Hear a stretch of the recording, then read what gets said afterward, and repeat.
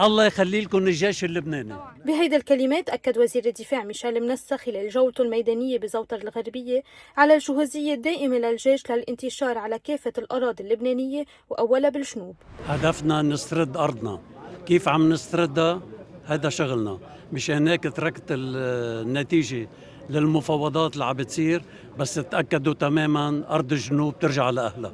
أما وزير النقل العام والأشغال فايز رسامني فكشف على الأضرار اللي صابت جسر قعقاعية الجسر وزوطر، وبالرغم من التفجيرات المجاورة أكد رسامني على عودته قريبا إلى الجنوب. أول شيء الإرادة موجودة والدولة حد كل أهل الجنوب، وبعد ما تشوفي هيك مناظر تتحمسي أكثر وأكثر.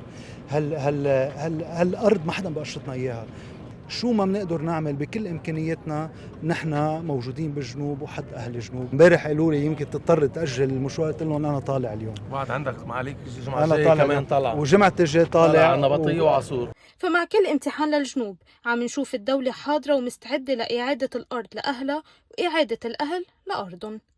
اليوم رجعت الدولة على الجنوب، ومن زوطر الغربية تم التأكيد على جهوزية الجيش وعلى أنه الدولة جاهزة لإعادة الإعمار وإعادة الأهل لبيوتهم.